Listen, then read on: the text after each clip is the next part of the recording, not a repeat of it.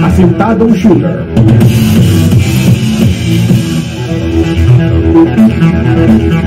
Malupit na defender.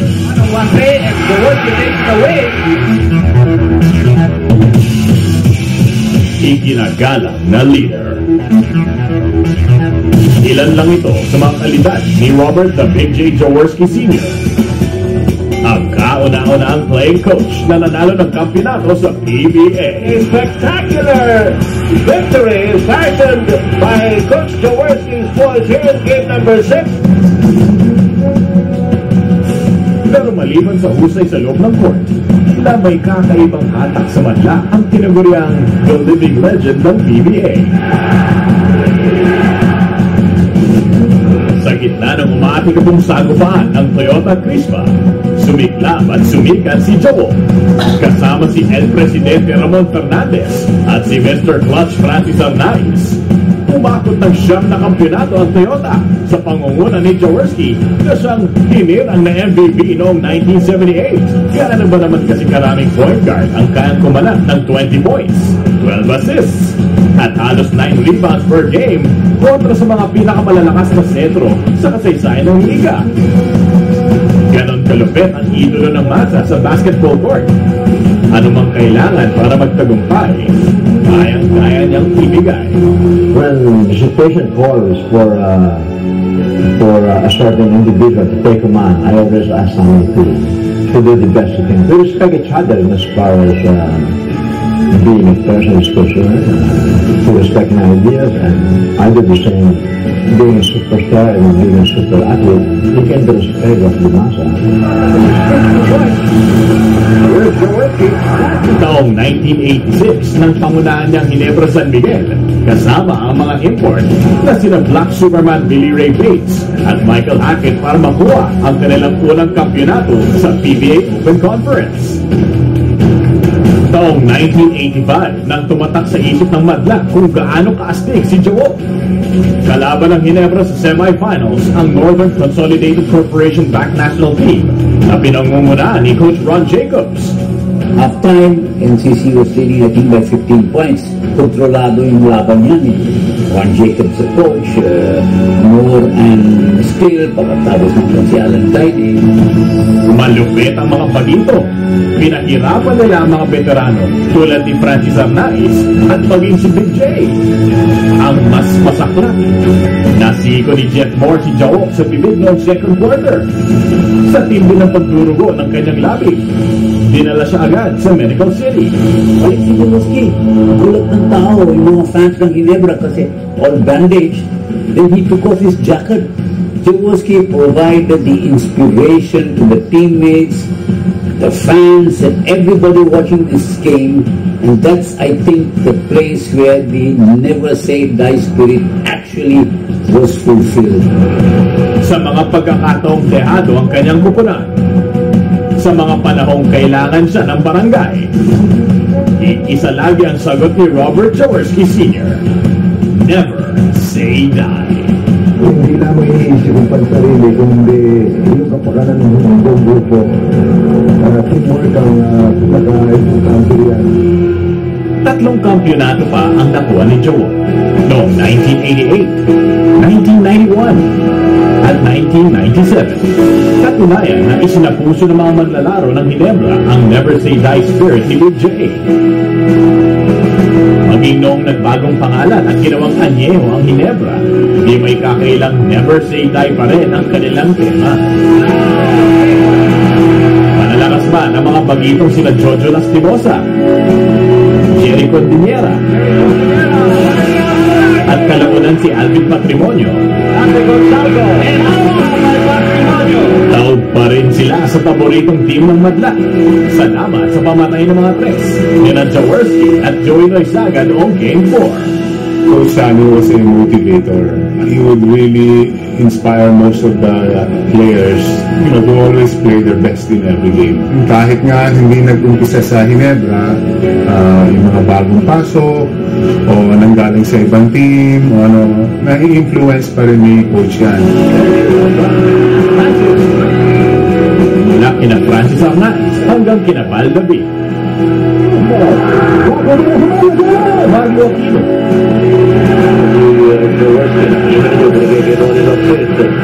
Rolly Locsin at Vince Hizon. Napakagandang pasa binigay ni Robert Jaworski. Kanina lang ang Vince Hizon.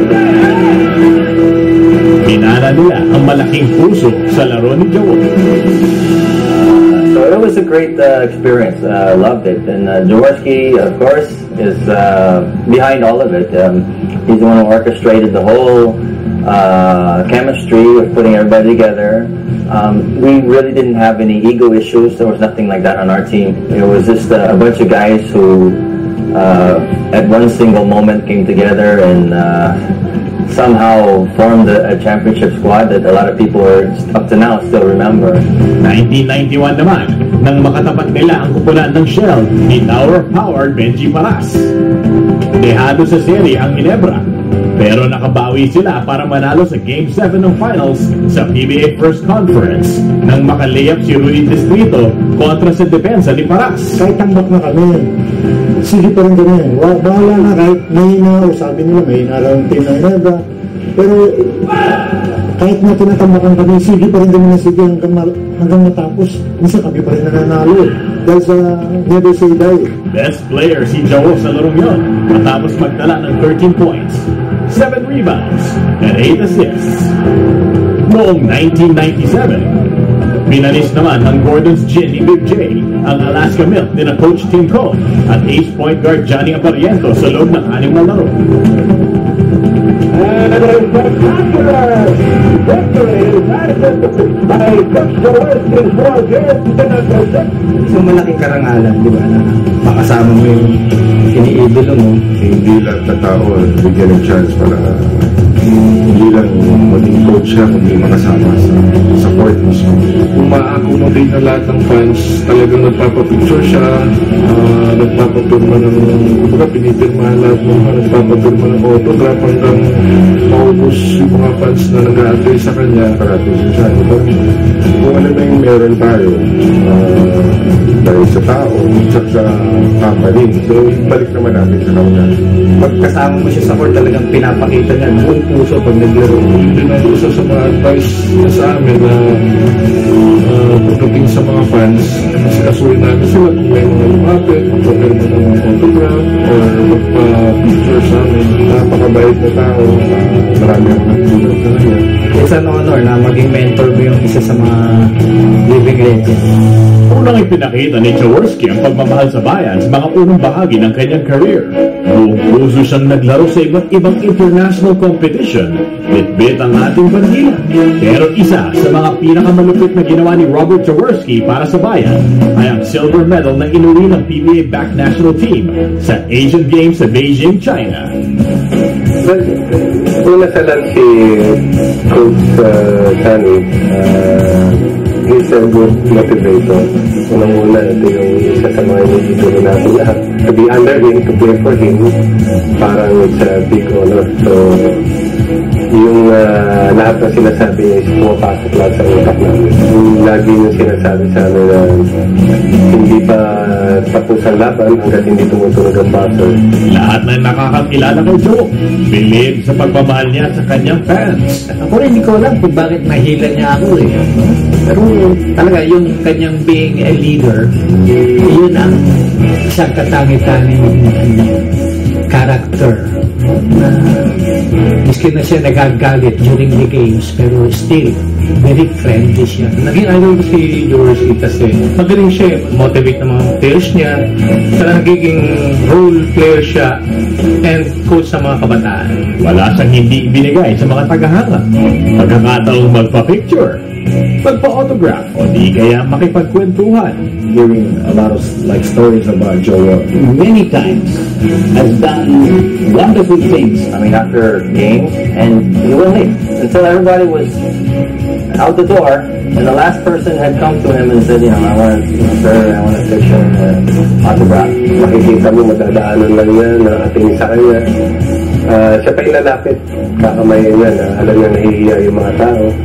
I think one time he got mad when he sees his players medyo mga tamad mo. Alam mo ba yung mga taong dyan, nag-iipon ng mga pera yan dito para makapanood ng game. Hindi lang nila iniipon yung pera basta makapanood lang. They watch it because they adore it. Visiting seriously terminally ill patients, going to small barangays. Nung ang nanay ko ikakasakit na open ng paglabas sa ospital, alam mo yung nanay ko, pinuntahan siya niya dito sa amin. Nanay, ano po ang jersey number ko? 7. Sabi ng nanay ko, ano po ang birthday? Hindi ko alam. Pinungiyak ako noon.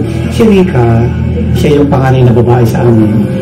Pagdating talaga sa larangan ng basketball, talagang big fan na siya talaga ng Jaworski. Kaya nung magkasakit siya, na gusto ko siyang bigyan ng kasiyahan. Nung magkumpanya si Jaworski, hinarap ko siya. Sabi ko, pwede po ba kayong umalaw sa bahay? Kasi pinapayag na po si Rika. It's a really big surprise. Nagulat ka talaga buong pamilya. Kung makikita mo yung kapatid ko nung mapunta si Jaworski, actually may mga pictures kami niya kung gaano kasaya yung buong pamilya, lalong-lalo na yung kapatid ko. Ang naloob ko talaga kay Jaworski habang ako nabubuhay na binigyan niya kasiyahan yung anak ko. Kaya pag napapag-usapan kayo anak ko at si Jaworski, hindi mo wala sa amin, nakatalim sa puso namin. Na malaking bagay yung ginawa niya. Pumanaw yung anak ko na masaya. Bunga na rin ang pagmamahal sa barangay at sa buong bansa. Tumakbo at nanalo bilang senador si Robert Jaworski Sr. Sa kanyang panahon sa Senado, tumutok siya sa public service. Sa mahigit 300 batas na siya ang author at co-author. Higit niyang ipinagmamalaki sa mga ito ang mga may kaugnayan sa pagtatanggol sa ating kalikasan. Ngayon din ang mga batas na makakapag-online sa programang pampalakasan ng ating bansa. First and foremost, a good family man. So just being around him, you always feel he's a father and a coach, and the two blend together in a lot of ways. He's a very humble person.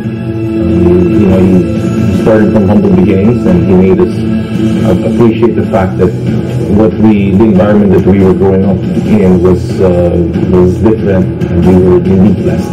Blessed because of his skill, blessed because of his hard work, and blessed because of the talent that God has given him.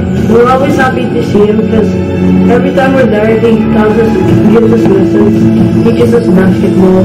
Whenever we play, we just don't look forward to playing the game. We also look forward in the time we spend with him. Swerte ang mga naglalaro noon, katulad ko, na naging kasama ng aking ama. Swerte rin yung mga naglalaro ngayon na napailalim dun sa pangalan ng Ginebra na Never Say Die ni Jaworski. The more that I am with him, the more time we spend with him, the more proud I am to be his daughter-in-law. And the more proud I am that he is the grandfather of my children because he's an amazing grandfather, just as he's an amazing father-in-law. Nakakatuwa ngayon na linalaunch itong lahing Ginebra, lahing Jaworski, na kahit paano na itong legacy ng aking ama will pass on to future generations because my dad represents not only Ginebra, but he represents a good Philippine. Lahing Ginebra, lahing Jaworski, lahing Ginebra, lahing Jaworski, lahing Jaworski. Sa loob man ng basketball court o sa hamon ng tunay na buhay, never say die si Robert Jaworski Sr. Iba talaga ang lahing Jaworski. Iba talaga ang lahing Ginebra. Saludo kami sa iyo, Jaworski. Ikaw na.